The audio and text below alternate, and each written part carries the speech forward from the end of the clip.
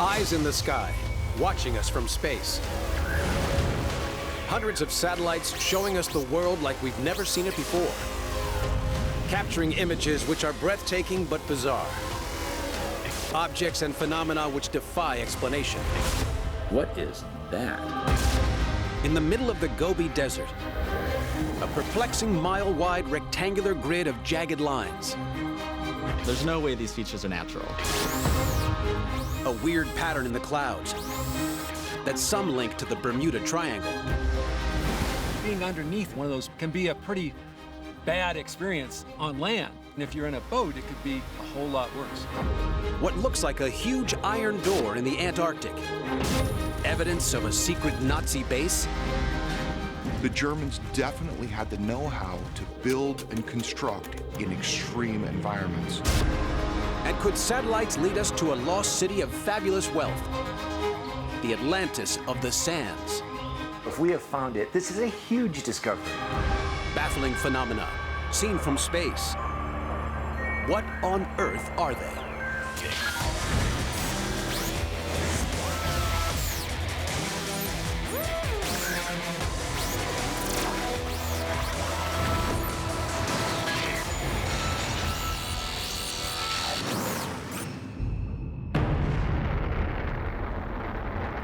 In 1972, the crew of Apollo 17 take a famous photograph of the Earth as they travel towards the moon. They call it the Blue Marble. It really just floored everyone and just gave this sense of we're all connected. 40 years later, satellite technology has advanced so much it produces this image. The Black Marble. At night now, with the black marble, we're seeing so much more. The things that stand out to you right away are the cities. The Earth at night from space is like a brilliant light show. Everywhere that there's human civilization, there's going to be light. In 2012, the Suomi NPP satellite passes over the vast, empty wilderness of the Western Australia outback at night. It captures on camera a series of lights that can't be fully explained. There's lights there where you know there shouldn't be. It demands your attention. There's something going on there that I don't understand. Western Australia is vast and empty. It's about 1 million square miles. That's 1.5 Alaskas. And yet it has the same population as Brooklyn. So it makes no sense that there are so many lights across the country. There's more light here than in the biggest cities on the coast. There are no cities out there, so what could those be? A clue could be in the way the image was produced. This is not a single photo, but a composite of multiple images. The composite image was taken over 9 days in April and 12 days in October 2012. So the areas of light that we see in the image may not have all been present on the same night. Could this be a series of forest fires, which the satellite computer has gathered together into one image? Australia is routinely plagued by drought, and forest fires accompany that quite regularly. But some analysts think this is unlikely. The light is simply too bright, and the area covered too big to be forest fires. These are huge. If these are forest fires, they must be massive. Fires on a scale that we're not used to seeing anywhere else in the world. But if they're not forest fires, what could they be?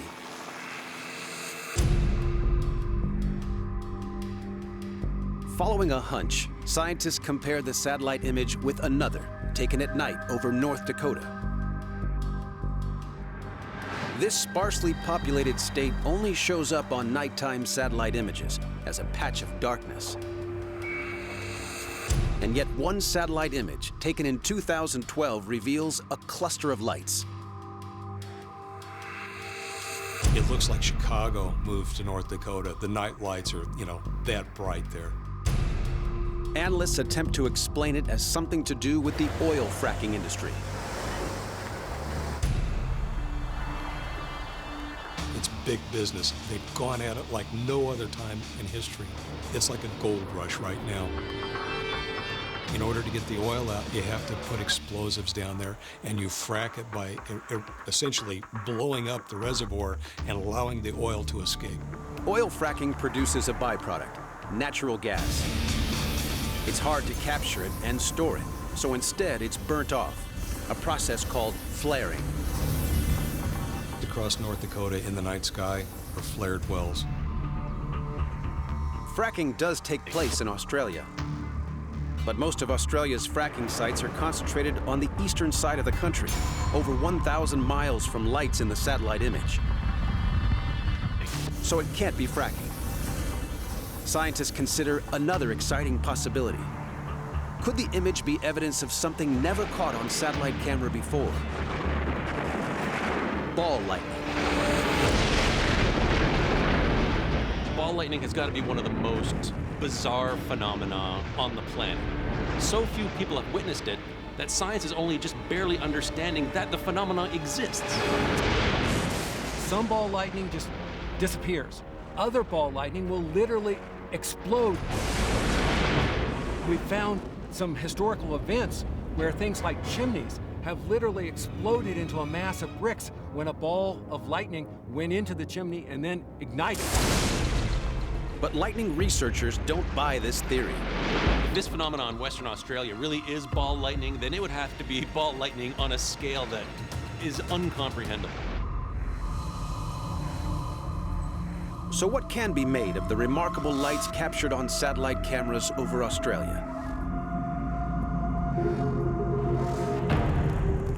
Aboriginal Francis Firebrace thinks he might know. A phenomenon he first witnessed as a child. I can remember on several occasions driving along with my father, I looked out the window and I said, "Dad, that min-min light there, see that light?" And he used to say, "Don't worry about it, boy," but it would follow us. For centuries, Aboriginal peoples have told stories of bright hovering lights in Australia. They're known as min-min lights. This light would appear from, it seems, from out of nowhere. I can't explain it, but it was a shimmering ball of fire-like substance. It would dance through the trees to its own rhythm, it seemed. It would hover there and shimmer, and then whew, it was gone. There have been thousands of reports of min-min lights. Eyewitnesses describe seeing glowing orbs in the sky. There are many theories about the min-min lights, but none have been scientifically verified. Whatever they were, the extraordinary lights captured by satellite have now gone.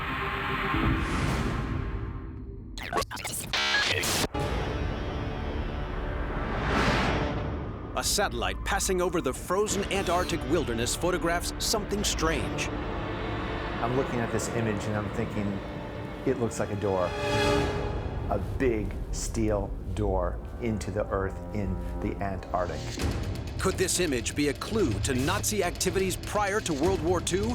The Germans went to Antarctica to do a reconnaissance to build a base. Is this the entrance of a secret underground facility? You really could not find a better place to hide than Antarctica. It is at the end of the earth. No one is going to chase you there.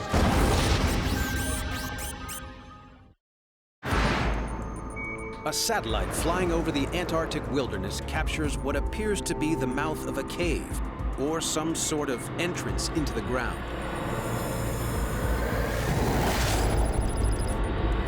I'm looking at this image and I'm thinking, it looks like a door. A big steel door into the earth in the Antarctic.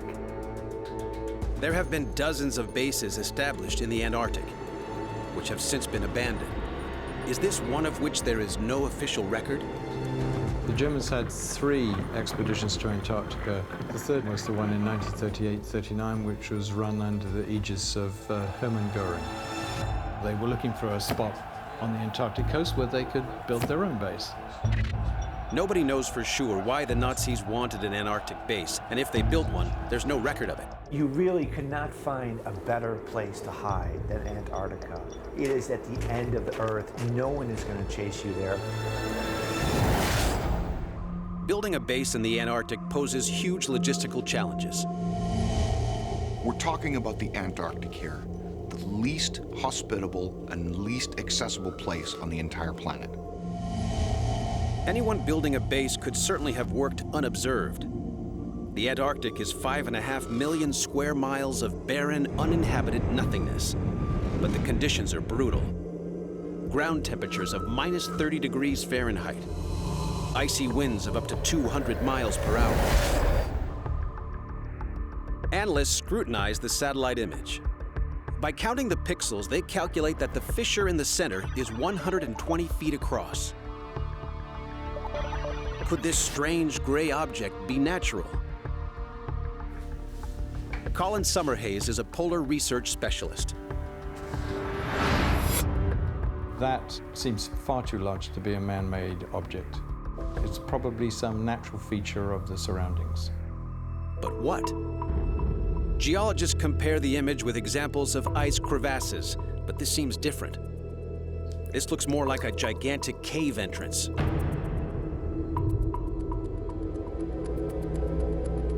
But it's the object at the entrance to the cave that suggests something man-made.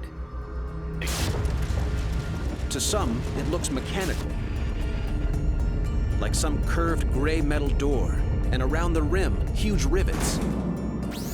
But if it is man-made, how did it get here? Antarctica is the only place with no indigenous people. Humans are an alien species on this continent. The object is big. If this is engineered, it's engineering on an impressive scale. Constructing this would take industrial know-how and some powerful motivation. Who would have the logistics or the reasoning to put a hole this far into this extreme environment? At the start of the 20th century, a number of leading world powers were making exploratory expeditions to the Antarctic: the British, the Japanese, and the Germans. The Germans had 3 expeditions to Antarctica. The third was the one in 1938-39, which was run under the aegis of Hermann Goering. Goering, who founded the Gestapo, was second only to Hitler in the Nazi hierarchy. For him to personally oversee an expedition to the Antarctic, it must be considered of great strategic importance. The Germans went to Antarctica in 1938-39 to do a reconnaissance to build a base. The Germans were not the only world power with a strategic interest in the Antarctic, but they were one of the few with the ability to do anything about it. The Germans definitely had the know-how to build and construct in extreme environments like underground and in mines.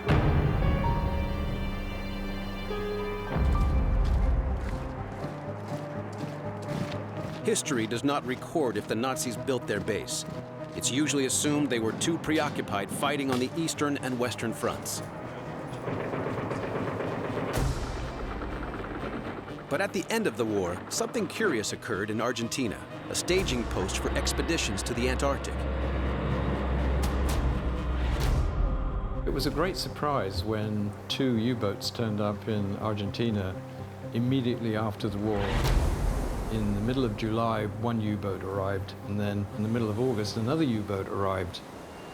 Were these U-boats delivering supplies or transporting people to a secret Nazi Antarctic base? It seems too incredible to be true. And yet, shortly after the war ended, the U.S. military turned its attention to the region. In 1946, the U.S. government sent a large military task force to the Antarctic. The operation included 2 icebreakers, a submarine, an aircraft carrier, 2 destroyers, multiple aircraft, and 5,000 troops. It was called Operation High Jump. One of the ideas about the American high jump expedition was that it had been sent to Antarctica to deal with this German menace, the supposed German fortress in Antarctica. But that was not the official purpose.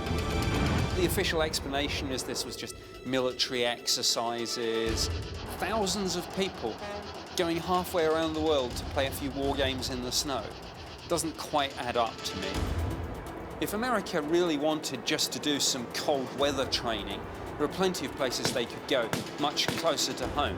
Alaska, Canada. Why go to the South Pole? Most historians think the idea of a secret Nazi ice station is too far-fetched. It's highly unlikely that the Germans were able to build a base there, a huge base that would contain hundreds or even thousands of people. You just have to imagine the huge logistical challenge. And yet there is no denying Goering's Antarctic expedition, or the explicit desire of the Nazis to establish an Antarctic base, or the appearance in Argentina after the war of 2 U-boats. This satellite image may be a trick of the light or a strange rock formation, but it may be something more. Until you get on the ground, you can never be absolutely certain.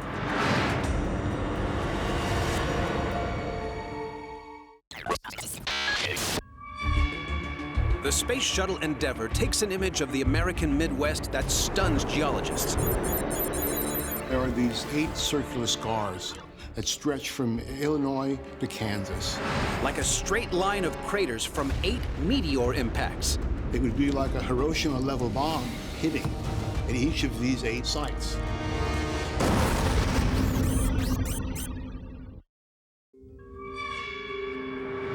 February 2000. The Space Shuttle Endeavour embarks on an 11-day mission to create a detailed 3D picture of the Earth. Passing high over western Missouri, it captures valleys, rivers, and creeks. But the shuttle's radar reveals something else. A vast circular crater in the Earth. But intriguingly, this is just one of 8 craters. Stretching 450 miles from the east to west, forming a straight line that seems to run along the 38th parallel. What are these craters, and why are they in a line? Geologist Kevin Evans is investigating the largest of the craters, revealed by the Shuttle Endeavour, known as Wablo.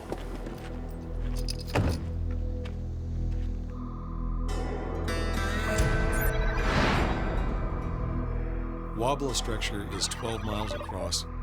That's the outer part of the ring. The inner ring is about 3.5 to 4 miles across. So it's an unusual sort of feature. As a geologist, Evans has examined many craters. But this one is unlike anything he has seen before. It's surrounded by what look like bizarre eggs. So these are Wablo eggs. They can get smaller than the size of an acorn, but they can get as big as a basketball. These stone eggs have been found nowhere else on Earth. So there are mysterious holes. Around them are these weird egg-like objects. Sounds like something out of a science fiction movie. Could the eggs be explained by the strange line of craters? One of the most common causes of a huge crater is volcanic activity.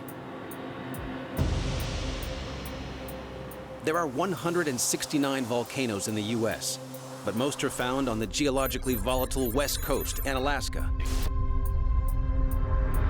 That would make this line of craters the most easterly volcanoes in North America. But why are they in a line? Are they linked? Are these calderas or craters part of some terrifying complex of volcanoes running across the U.S.? Some of the most dangerous volcanoes are those that erupt so much magma that the cone actually collapses into the ground and you're left with just a large hole or a caldera.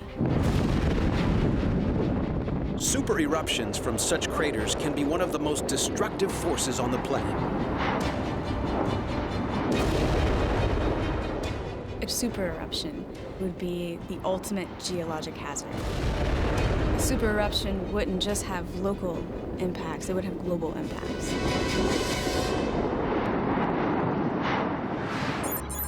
The idea that 8 giant volcanic eruptions caused this 450-mile-long chain of craters seems a logical theory, until Evans discovers something at the Wablo crater.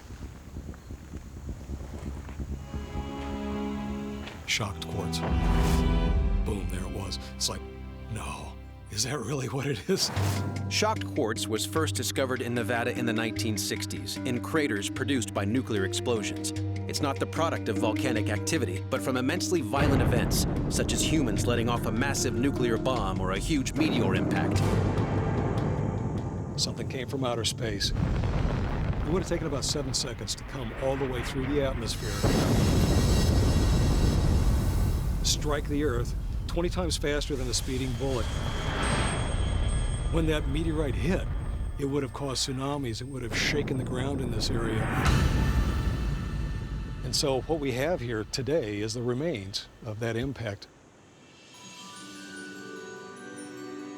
The meteorite strike theory could explain the crater at Wablo, and maybe the bizarre eggs. This is one that's been broken open. This is the yolk. It's siltstone.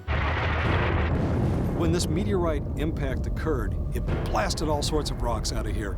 And one of the rocks that it hit was a siltstone rock body that was deep inside of the impact. And when it got blasted out as ejecta, it would have been red hot. Red-hot fragments of siltstone would have been thrown into the air and cooled slowly over time. Microscopic quartz crystals begin to accumulate around that siltstone clast. And if you can imagine, year after year, perhaps even thousands of years, this accumulated a growth and it grew right in the rock. The shocked quartz and the eggs point to a meteor strike. But why are there 8 craters, all in a line? To have a set of circular structures across the middle of the United States in and of itself is nothing all that remarkable. But what are the chances that you'd put everything in a line? You can do that calculation, and it turns out it's literally about 1 in a 2.5 billion chance. One clue to how this happened can be found in space. In 1994, Gene Shoemaker, the man who discovered shocked quartz, also sighted a comet hurtling towards Jupiter at over 100,000 miles per hour.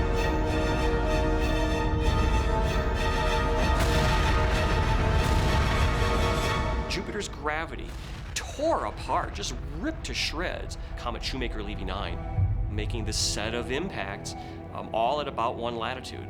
And that gave us that sort of aha moment, that clue, that understanding of a new process we hadn't thought of before. The same way a machine gun would leave a line of holes in a wall, these comets were leaving a line of impact scars on the Earth. It would be like a Hiroshima-level bomb hitting at each of these 8 sites.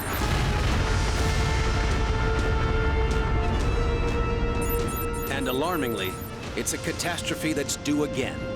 Every 30 million years, there's a pulse of impacts, probably comets, hitting the Earth. And the last of these pulses was about 30 or so million years ago. So you might say, according to that kind of time scale, the time has come for another impact period.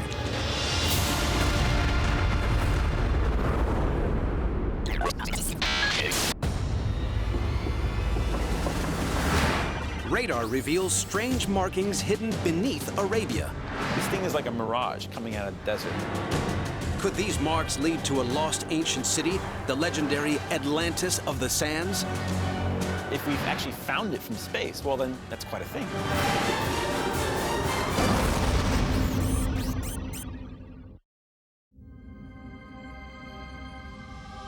April 13th, 1994. Space Shuttle Challenger is passing over southern Oman on the Arabian Peninsula. It's carrying state-of-the-art radar technology. It scans Oman's so-called empty quarter. At 250,000 square miles, it's the largest continuous stretch of sand on Earth. The empty quarter is empty for a reason, and that's because there's just not much there, let alone water or the ability to cross it with any confidence. The radar identifies a series of tracks invisible to the naked eye.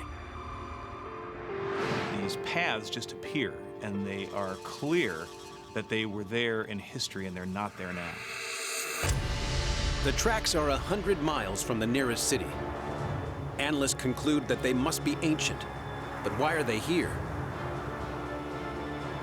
tracks, roads in the desert, they must be leading somewhere. Clearly is a location of extreme importance and the place where numerous paths came together in the old days. The experts are excited. According to legend, there was once a fabulously wealthy city here. It was said to have been founded by the grandson of Noah. The city was named Ubar. It has been called the Atlantis of the Sands.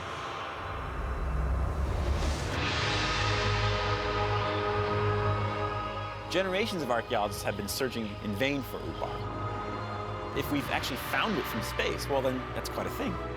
Even T.E. Lawrence, the famous Lawrence of Arabia, was told of it and had as one of his goals to go back and find it, but unfortunately died before he was able to do that.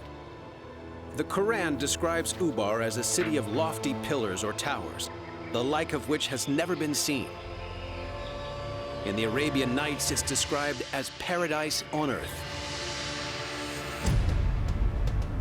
Thousands of years ago, Ubar was a rich trading center of the Arab world. Merchants came to Ubar with great caravans of camels, weighed down with silks and spices, precious stones, aromatic perfumes, and other exotic Arabian goods, including the most prized commodity of all, frankincense. Frankincense was as valuable as gold in the ancient world. The wealth of Ubar was attributable almost exclusively to one thing, and that was frankincense. Frankincense was produced from the resin of the rare boswellia tree, hardened by the sun into a valuable crystal. It was these perfumed crystals that made Ubar so rich. If a satellite has discovered the old frankincense trade route, it could lead archaeologists to the lost city of the sands. Following the separate ancient tracks, they seem to converge like an arrow to one point. And at this very spot are the ruins of a fort. Are these part of the ruins of Ubar?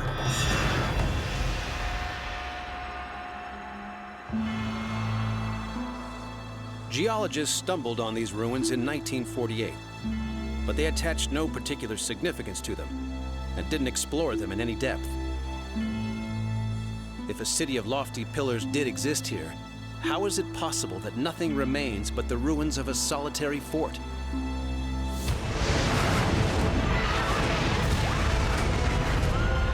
The Quran tells us that Allah decimated the city because of its wickedness.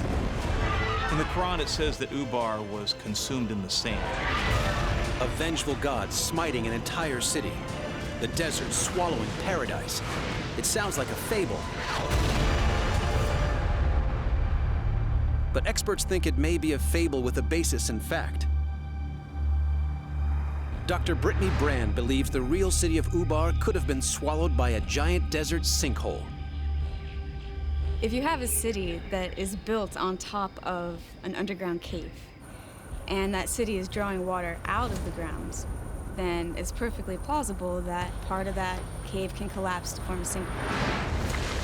Sinkholes can happen catastrophically, where the ground simply just collapses in on itself with no warning. So could there be a huge hole beneath the desert, hidden by thousands of years of shifting sands? If so, Ubar could be there, waiting to be discovered. Excited by the breakthrough radar image, archaeologists move in and excavate hundreds of tons of sand from the site. And they discover something. They've found pottery. They found other evidence of what is certainly a city. And a second discovery provides a clue to the identity of the city. Archaeologists found 8 towers, which matches what the Quran says. A city of lofty pillars. That's pretty specific and a good indicator that this is the real site. More recent images show the extent of the site uncovered by excavation. They also appear to support the sinkhole theory. The outline of a vast hole in the sand is clearly visible. Beneath the ground, sinkholes can be much bigger than their surface size suggests, hundreds of times bigger. The hidden ruins of this city could be vast. a fabulously rich city swallowed by the Earth.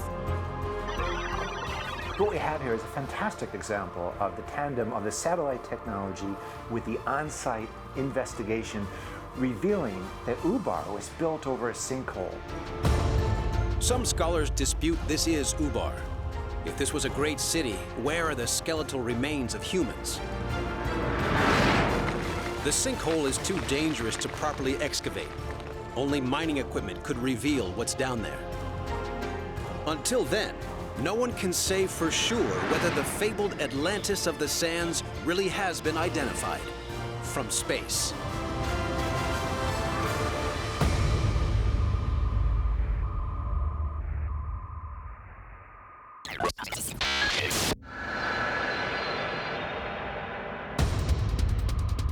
A satellite photographs a bizarre pattern of hexagons over the Bahamas.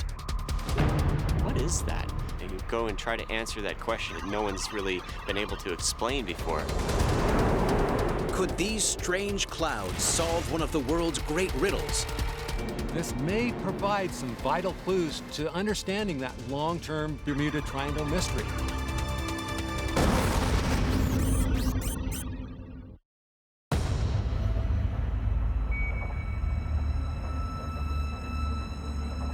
February 2002. NASA's Terra Modis satellite is orbiting 450 miles above the North Atlantic. 150 miles off the coast of Florida, over the Bahamas, the satellite photographs coastal clouds when it captures something meteorologists find strange. When they analyze the image, they spot a series of hexagon-shaped clouds. This satellite imagery is really bizarre with the hexagonal shapes of the cloud formation. You don't typically see straight edges with clouds. Most of the time, clouds are random in their distribution. The hexagons range in size from 20 to 55 miles across. Clouds like this would be intriguing anywhere, but the location of these makes them fascinating. This is the western tip of the Bermuda Triangle. This notorious area of the North Atlantic between Bermuda, Florida, and Puerto Rico is the scene of many reported disappearances of aircraft, ships, and people. In 1918, the SS Cyclops and over 300 crew members vanished. In 1921, the Carroll A. Deering ran aground with no sailors left on board. In 1945, 5 U.S. torpedo bombers flying over the area disappeared without a trace. They became known as the Lost Squadron. Scientists have spent years trying in vain to explain these bizarre events, but now we have satellites. This type of satellite image may provide some vital clues to understanding that long-term Bermuda Triangle mystery. So how are these strange hexagonal clouds connected with the disappearance of ships and planes? The answer lies 4,500 miles away, in another satellite image taken over the turbulent North Sea, off the coast of the United Kingdom. More hexagons, spreading over 35,000 square miles, roughly the size of Ireland. This image was captured by the satellite Envisat. Envisat carries radar equipment that can see through cloud to what's happening below. With today's radar, we can actually detect things that, previous to that, we simply couldn't have seen. A radar image taken at the same time reveals sea level winds of almost 100 miles an hour. That's the top of the Beaufort scale, powerful enough to generate waves over 45 feet high. I would not want to be in a boat underneath something like that. Scientists believe the powerful winds recorded by radar in the North Sea also exist below the hexagonal clouds over the Bahamas. And meteorologist Randy Cerveni thinks they're connected to a terrifying atmospheric phenomenon. These types of hexagonal shapes over the ocean are, in essence, air bombs. They're formed by what are called microbursts. They're blasts of air that come down out of the bottom of the cloud and then hit the ocean and then create waves that can sometimes be massive in size as they start to interact with each other. The blast from an air bomb, or microburst, spreads outwards at speeds of up to 170 miles per hour. More than sufficient to tear down trees on land or flip ships on water. I can tell you that being underneath one of those microbursts can be a pretty bad experience on land. And if you're in a boat, it could be a whole lot worse. Microbursts, or air bombs, have been linked with giant rogue waves, terrifying walls of water that seem to appear out of nowhere. Cruise ship passenger Ronald Clark experienced them firsthand. We're cruising along just like in Titanic. Everything was great. I heard a loud crash, like a boom. The ship was hit by a rogue wave, a 70-foot wave, and it was terrifying. I'm thinking like a missile hit the boat. Clark lived to tell the tale. Others weren't so lucky. What's more, several aircraft disasters have been attributed to these terrifying air bombs. Even a large plane caught in their powerful downdraft can lose control. In 1982, Pan Am Flight 759 went down with the loss of 153 lives. The official report blamed an air bomb.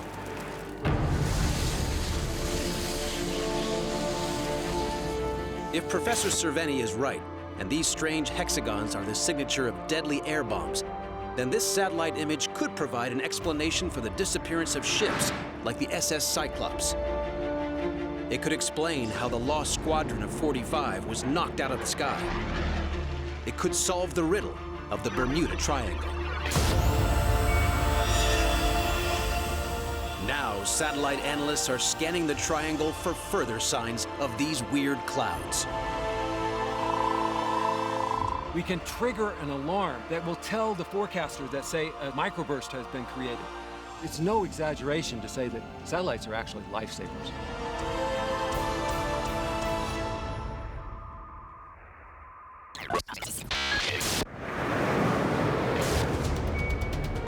A satellite captures a baffling grid etched into the Gobi Desert in China. There's no way these features are natural. But if not natural, who put these lines onto the landscape and why? It's clear that the Chinese are pretending it's not there. So you have to think something's going on.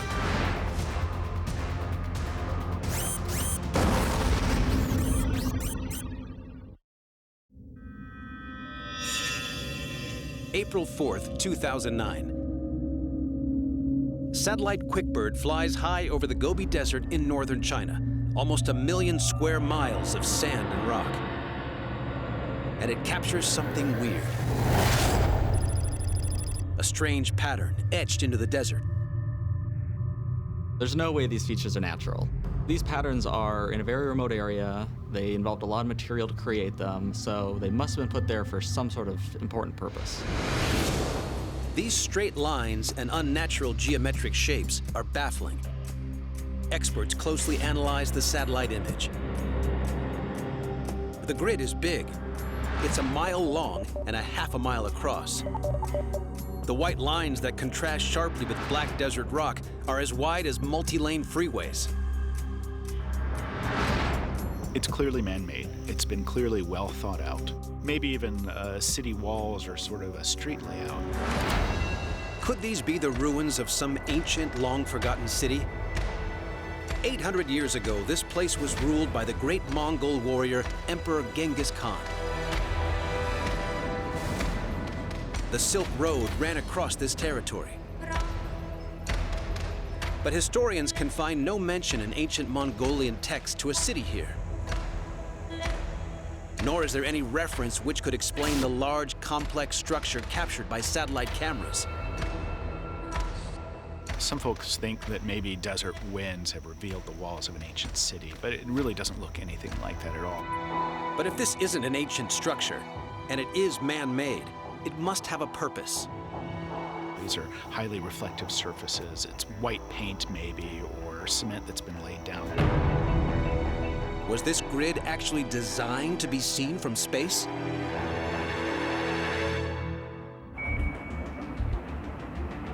When you launch a camera into space, you usually want to look at targets on the ground that you know exactly what they look like so you can verify how your camera's performing. And so you build known targets on the ground to look at. It's well known in intelligence circles that China has launched advanced spy satellites in recent years. Is this symbol being used to calibrate their eyes in the sky? I don't buy the satellite calibration theory. That's old technology. That's an old-fashioned way of doing it. I think the Chinese have moved way beyond that. I think whatever these things are, they've got another purpose.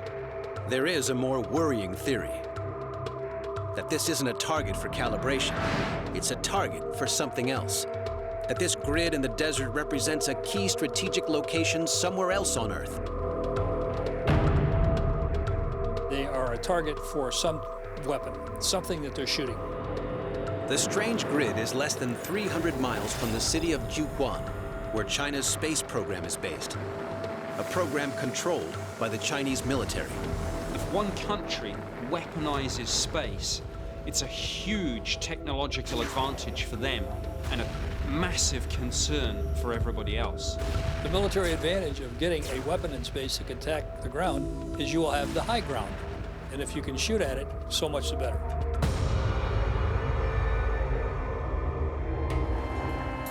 Is China developing its own version of the Star Wars space weapon program? Our security is based on being prepared to meet all threats. The Reagan Star Wars initiative was an attempt at shooting at a missile from a satellite with a laser or a particle beam or some other exotic weapon. So what are China's military leaders doing with their spaceport? If they are conducting research into space weapons, could the bizarre grid less than 300 miles away be part of the program? Some people say that these are city grids. Well, if this is a city grid, let's see if we can find a match, and then we'll see what city the Chinese are interested in. Analysts compare the pattern with the layouts of various world cities. There are similarities in the desert lines and circles with urban roads, intersections, and plazas. But nothing conclusive. The Chinese authorities, meanwhile, are saying nothing. It's clear that the Chinese are pretending it's not there. So you have to think something's going on.